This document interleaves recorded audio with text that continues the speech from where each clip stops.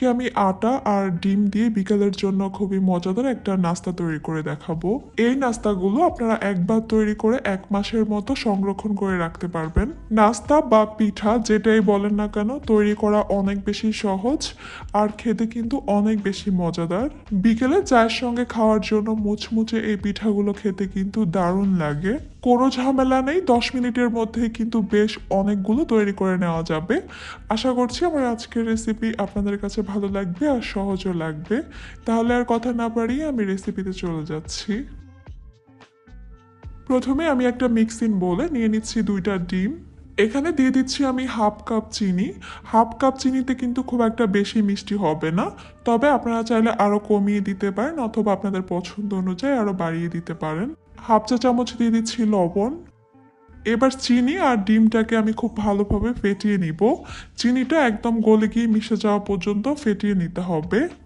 একটু সময় নিয়ে মিশাতে হবে যেন চিনিটাও খুব ভালোভাবে গলে যায় আর ডিমেরও যেন কোনো লাম্পস না থাকে। যারা ডিমের স্মেলটা পছন্দ করেন না তারা এখানে চাইলে ভ্যানিলা এসেন্স দিতে পারেন অথবা এলাচ গুঁড়া দিতে পারেন। প্রায় 3 থেকে 4 মিনিটের মতো আমি খুব ভালোভাবে সবকিছুকে ফেটিয়ে নিয়েছি। চিনিটা এখন গলে গিয়ে মিশে গেছে আর ডিমটাও ভালোভাবে ফেটানো হয়ে গেছে। এবার আমি এখানে দিয়ে দিচ্ছি 1.5 কাপ আটা। আমি প্রথমে এখানে 1.5 কাপ দিচ্ছি, এরপরে যদি প্রয়োজন হয় আমি আরও দিব। 1 টেবিল চামচ দিয়ে দিচ্ছি কালো জিরা।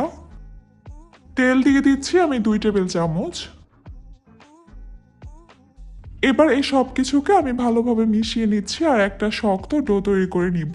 মিশানোর সময় ডোটাকে আমার নরম মনে হয়েছে, তাই আমি আরো অল্প অল্প করে এখানে আটা অ্যাড করে দিয়েছি। আটার পরিবর্তে ময়দা দিয়েও কিন্তু আপনারা চাইলে এই পিঠাগুলো বানিয়ে নিতে পারেন। প্রথম অবস্থায় এই ডোটাকে অনেক বেশি স্টিকি মনে হবে, একদম হাতে লেগে লেগে আসবে, তবে কিছুক্ষণ মেখে নেওয়ার পরই আস্তে আস্তে ঠিক হয়ে যাবে। আমি প্রায় 2 থেকে 3 মিনিটের মতো মথে নেওয়ার পর এই ডোটা এখন ঠিক এরকম হয়েছে।